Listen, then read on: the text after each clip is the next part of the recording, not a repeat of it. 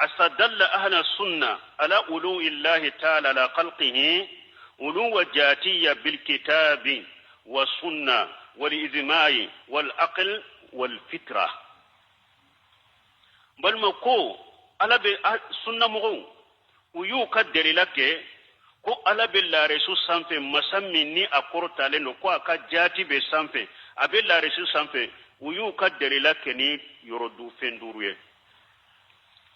u y'u ka delila kɛ ni kuranna ye ni ala ka sanfɛla la u y'u ka delila kɛ ni kuranna ye sunna la u y'u delila kɛ ni sunna ala ka sanfɛla la ko ala be lare su kan u y'u ka delila kɛ ijmawu ye ko ala be sanfɛ lare su kan u y'u ka delila kɛ ni hakili yɛrɛ ye ko ala be sanfɛ lare su kan u y'u ka delila kɛ ni hadamaden natiri dancogo yɛrɛ ye ko ala be sanfɛ delila fure mun ye kuranna kɔnɔ ko ala be sanfɛ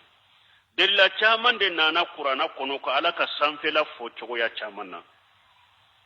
fataratan bi zikri ulu wagatiw dɔ la kuranna aya dɔ bɛ na ko ala be sanfɛ wa tarata bi zikri fawqiyya a bɛna kuranna aya dɔ la ko ala b'aw kan وتارة بذكر نزول العصيان من عنده وقتو دولا قرآن بافوني كو دو بجيغي كبو ألافي سانفي وتارة بذكر صعودها إليه وقتو دولا قرآن بافو كو دو بيلي كتا ألام سانفي وتارة بكونه في سماوات وقتو دولا آية دو بنا كو ألا بسانك بولو فلالا نمبي ألا كسانفي لا سبتيلي قرآن كنو فقلوه آية منون بنا قولا بسنفه مثل قوله وهو العلي العظيم ko ala yi masakurta lende ala kabo ni ya irana ala bisanfe sabbihi sim rabbika li ala sene abi masamin ni akurta lelo nunu ya laka kurta irana wal fawqiyya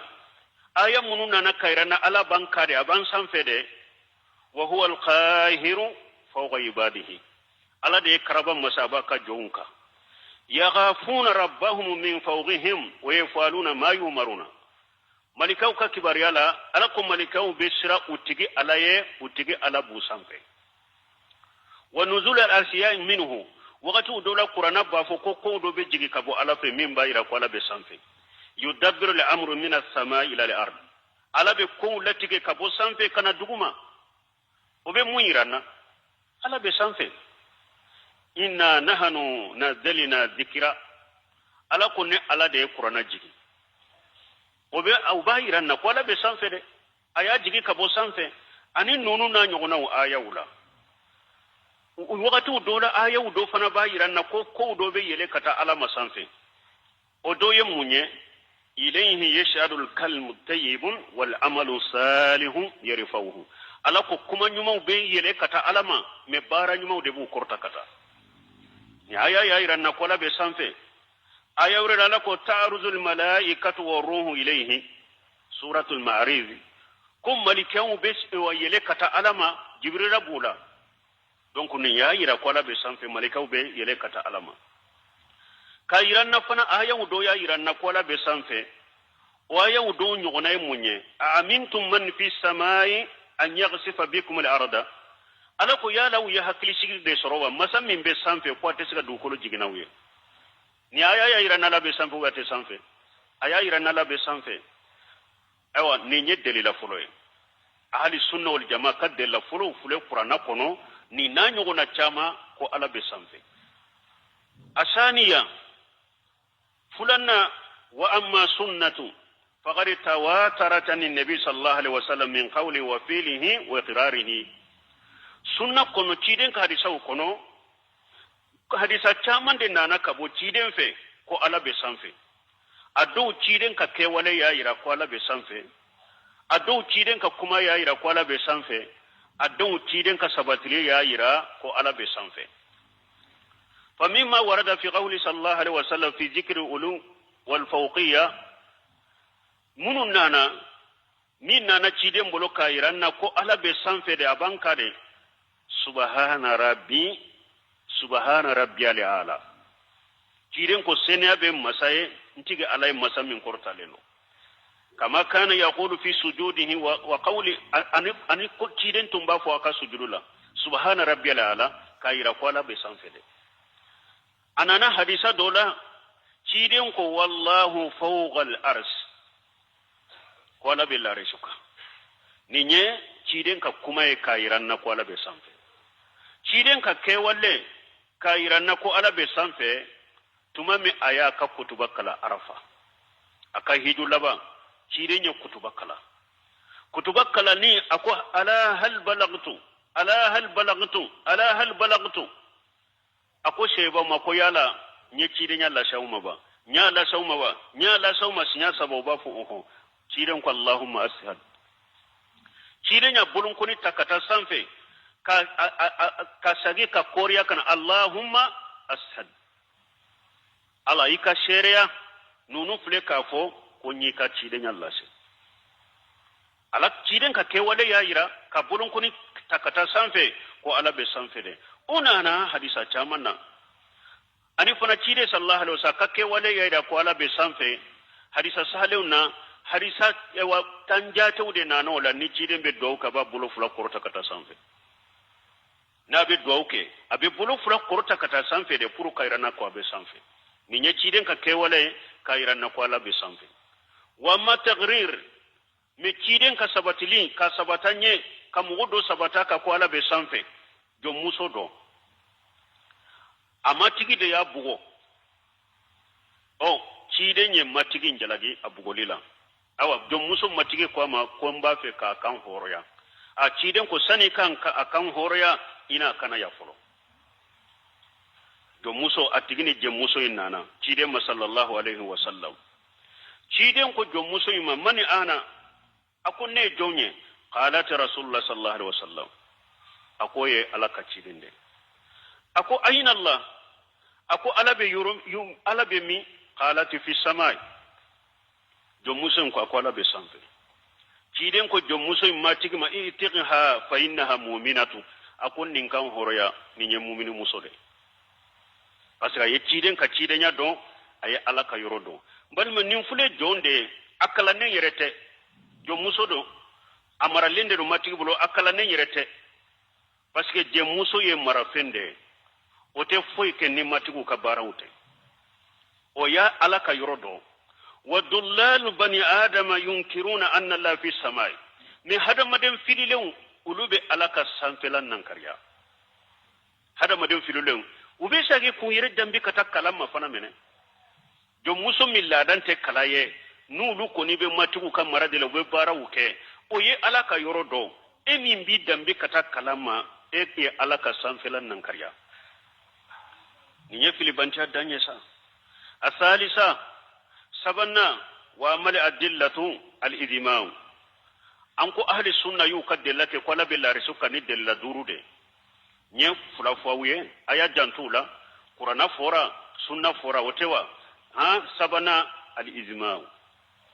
faqad adma asalfu ala anna allah ta'ala bi jatihi fi samai salafu salihu bebenaka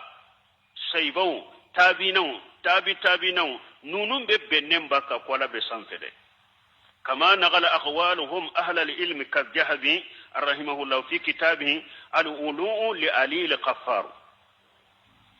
jahabiyan nin faka kitabu kuna al-ulu li ali al-qaffar aku sarfu saluhu be bennen baka kola be sanfede ni nyu kadella sabannay الرابعه دل دورنا ومل ادله العقل اما حكلي كدللا فنقول إن أولوا صفة كمال باتفاق الأقلاء كافو إوا موبي إوا سانفي يالا حكلي ما بيبولو نيني إوا مانكتو كروتا لين دو مانكتو ما جيغدندرو كراسا كروتا لين كراسا بسانفي مانكتو كروتا لين دو مانكتو ما جيغدندرو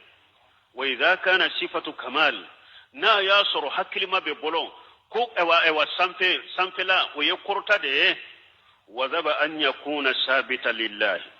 دونك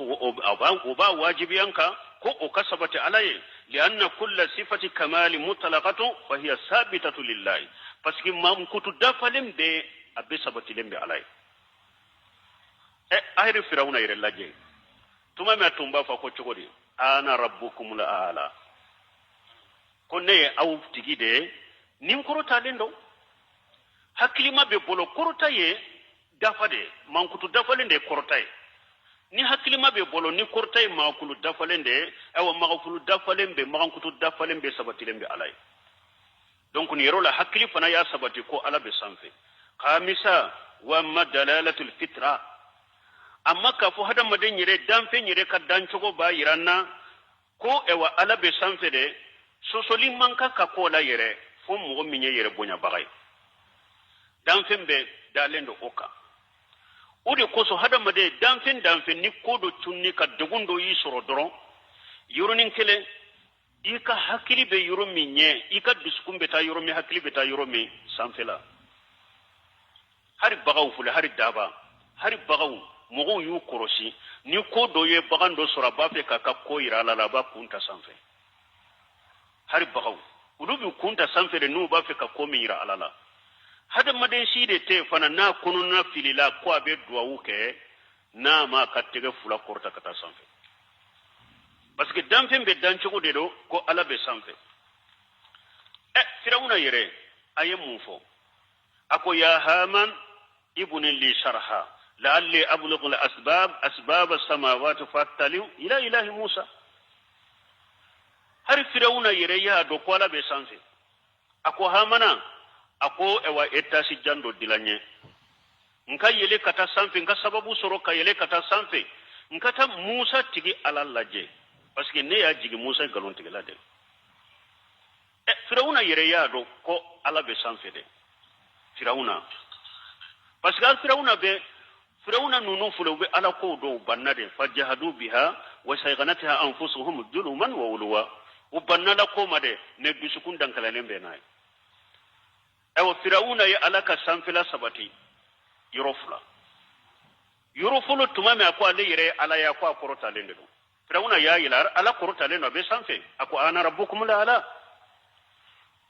yorofula na ko hamana kayta si jando la ale akata musa tigala fe akata allaje bo balmo ninye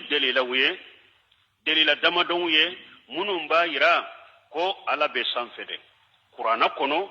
kiren ka sunna kono ijma'u asalfu salim ijma'u kono ani hakili ani hada maden dancogo bal wa min kalamil kuffar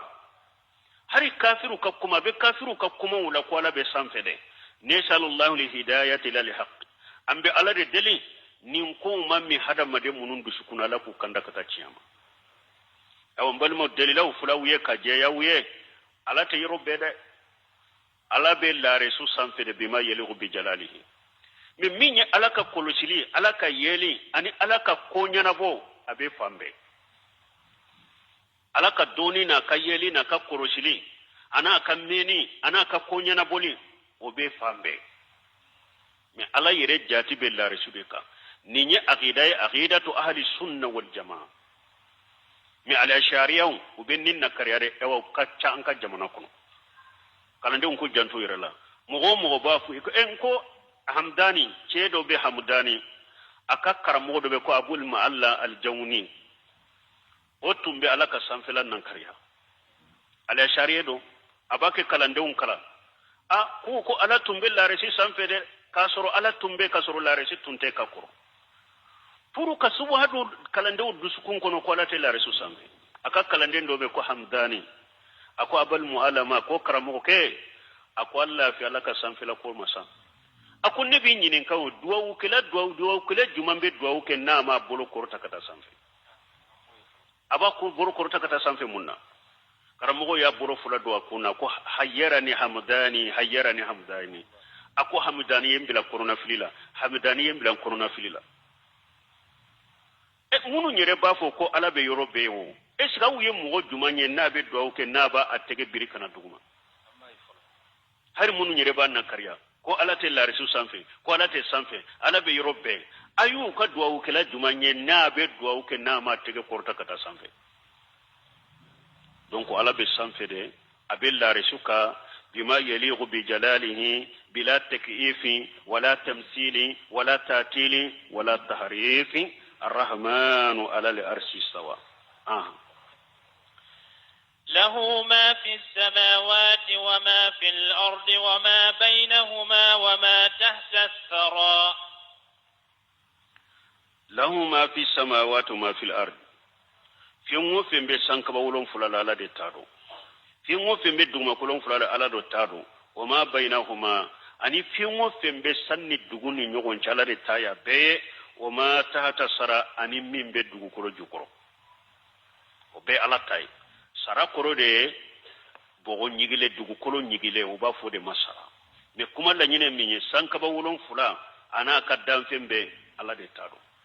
duguma kolon fula ani a ka danfɛn bɛ ala de tado min be sanni dugu cɛ ala de tado min be dugu jukɔrɔ ala de taya bɛɛ nin ye ka ala ka masaya yiranna k'a ka kelebanja yiranna masa min ta ye nin bɛɛ ye ale de ta ye sankaba wolon fula ye ale de ta ye duguma kolon fula ye min be sanni dugu cɛ ale de ta do min be dugu jukɔrɔ ale de ta o cogo di e be t'i ɲɔngiri so la kaburu kɔnɔ ko den t'e bolo cogo di e be t'i ɲɔngiri so la kaburu kɔnɔ ko garijɛgɛ t'i la cogo di e be t'i ɲɔngiri so la kaburu kɔnɔ ko bana bɛ e la k'i furakɛ a t'a kɛ fɛn t'a bolo ale yɛrɛ ye marafɛn de ale ye jɔn de ale ye ala ka marafɛn de mun na bɛ t'i ɲɔngiri ale la kaburu kɔnɔ ka taa sudiri bi su fɔtɔ a dɔw yɛrɛ sara u bɛ taa foto de kɔrɔ ka sujuru bi foto ye u bɛ k'u ɲɛsin foto ma ko karisa foto a bɛ komi karisa yɛrɛ de bɛ n kɔrɔ n di deli ka nin kɛ ni ɲɛ hakili tiɲɛ ni fatoya dan dɛ hakili tiɲɛ ni fatoya dan hari ale yɛrɛ ɲɛnama yi kɔrɔ a tɛ se ka foyi kɛ ni ala ma min latigɛ ala ka jɔn don marafɛn de don janko foto janko ka kaburu bɔgɔ donc fo hadamaden ka ala dɔn ale de ta ye sankabalon fula ale de ta ye dugumakolon fula min bɛ sanni dugu cɛ ala de ta don min bɛ dugu jukɔrɔ ale de ta don foyi tɛ danfɛn bolo a la donc n'i bɛ min ɲini a ɲini ala de fɛ وإن تجهر بالقول فإنه يعلم السر وأخفى وإن تجهر بالقول ni ka kumaw ni y'u bange kuma min ni y'a fɔ k'a bange fa innahu ya'lamu sirra wa aqfa i ka dɔn n'i ye kuma min dogodo fɔ i nɛn kɔrɔ ala b'a dɔn i ye min yɛrɛ dogo i dusukun kɔnɔ wasu bɛ o ma fɔ yɛrɛ ala b'o fana dɔn dɔw y'a tawsiri nin cogo la kuma min gundona kuma min fɔra i ye kuma min gunda k'a fɔ ala b'a dɔn min dogolen bi dusukun kɔnɔ n'a bɛ wasu n'o ma fɔ yɛrɛ fɔlɔ ala b'o dɔn nin y'a tawsiri dɔ ye a tawsiri dɔn wa in tazhar bil qawli n'i y'i ka kuma bange fa innahu ya'lamu ala b'a dɔn fa innahu ya'lamu sirra ala bɛ gundona kumaw dɔn wa aqfa ani min dogolen bɛ yɛrɛ ni e ma miiri o la fɔlɔ i ma dogo dusukun kɔnɔ fɔlɔ mais ala b'a dɔn sini i bɛna o fana dogo dusukun kɔnɔ ala b'o fana dɔn yado hadamaden dɔ bɛ kuma dɔw bɛ y'o dogodogo fɔ i da jukɔrɔ o ye sirra ye kuma dɔw bɛ a dogolen bɛ dusukun kɔnɔ i m'a fɔ fɔlɔ o ye sirra o wisiwasu bɛ o ye aqfa ye kuma yɛrɛ dɔw bɛ fana o wasuwasu mani la fɔlɔ de ala b'a dɔn sini de nin kuma in bɛna don a dusukun kɔnɔ a dogolen bɛ ala bolo ye sini nin kuma in bɛna don dusukun kɔnɔ mais a ma dɔn fɔlɔ ala b'o fana dɔn aqfa bɛ nin bɛɛ ta min wasulen bi dusukun kɔnɔ n'i y'a dogo a kɔnɔ ala b'a dɔn min yɛrɛ t'a kɔnɔ fɔlɔ mais ala yɛrɛ b'a dɔn ko a bɛna don i dusukun kɔnɔ ala b'o fana dɔn aqfa kɔrɔ nin de a bɛ ninnu bɛɛ ta الله لا إله إلا هو له الأسماء الحسنى الله لا إله إلا هو على ده مساء bato fente min ka bato tiɲani ala kelen pewte la ilaha illa allah anana qur'ana kuno ube allah la ilaha illa huwa akoro de la mabuda bi haqqi illa allah ube la mabuda haqqu illa allah bato fen shite min ka bato tiɲani ala kelen pewte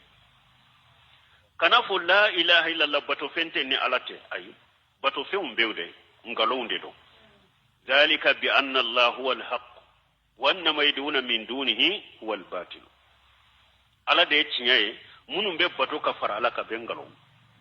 bato fɛnw bɛ de mais a bengalo la ilaha kɔrɔ de la mabuda bi haqqi illa allah bato fɛn si tɛ min ka bato tiɲɛ ni ala kelen pewu tɛ u b'a fɔ nin de ma tawhid uluhiyya mais ni ko la ilaha illa allah ala de sankaba da ala de dugumakolo da ala de tilew da ala de kalaw da la ilaha mana tɛ nin ye tawhid rububiyya de ci de ni makka kafiru mabira ɲɔgɔn na nin na ni la ilaha illallah koroke ninde makka jahilu ni makka kafiru ya la ilaha kordo katemeka tuma mi ciden ko makka kafiru ma qulu la ilaha illallah tuflihu qalu azala li alihata ilaha wahida inna hadha la shay'un zab tuma mi ciden ko ay la ilaha illallah fu awdalaka barake jiyani lahara abenyana mo ya nyuman suru o konni nyakaba ko ko muhammadu bato feum beke bato fen kelende an ni nyakaba ko de ante sekanninke mana lata be min bole kabila wonja be min bole kabila manata be min bole kabila iri be min bole kabila min ka ewa bato fenye tamaro de kabila min ka bato fenye sune kabila min ka bato mo nyuma e kabila ambe kala kelempe bato ante sekanninke me sisan ka silama chaman ko chogodi ko ibe se ka fo la ilaha illallah ka ikake sufiye ke la ilaha illallah ka ke kabur batolay ke afu la ilaha ka ko e watungu batolay afu la ilaha ka ke dinginye so batolay tanki la ilaha bi da ko ambe kele islamia tanki be salla banna makka kafiru ye la ilaha illallah kordo katemini islamuka ode to mamud ibn wahab ya fo akul la ilaha illallah makka jahilu makka kafiru ya kordo katemi sisan ka islama chama ka mun mudda be kata islamia ma parce que an ko la ilaha illallah ni ya fo dala ko tanatala tanka be sali dro ya banne tanatala ko la na tonya na bolagra maka kafiru ma famu ni chogola de maka kafiru ya famu ko la ilaha illallah ko ni ya fa ni fe ngore tetade ala kelim tuude be boto foi te sega faraka la ta te sega faraka wonja te sega faraka iri te sega faraka iri mo ni te sega faraka mo nyuma te sega faraka woli du te sega faraka nabi nyuma te sega faraka malika te sega faraka ibala kelim tuude boto wadi ato ko ajala li alihata ilahan wahida inna hadha la shay'un dhab donc wala ful la ilaha illallah kuruka do mo bolo akurute ko wala idam masade ala yimaka ala fuqrana ko lay salitahum man khalaqa as-samawati wal ardi la yaquluna allah ala ko ni makka kafiru nyininka donye sanka balon fulada donye duma ko lolon fulada don ba garje ba fo ala de iblis ayre ma fo khalaqtani min nar wa khalaqtahum min tin iblisa ko yenne dakabo tasuma de la yada ma dakabo bogola hari iblisa bado ko dam masa ya alade wote tauhidi de wote la ilaha koro de la ilaha illa koro de la mabuda bi haqqi illa allah lahul asmaul husna to nyumo be alala anana suratul araf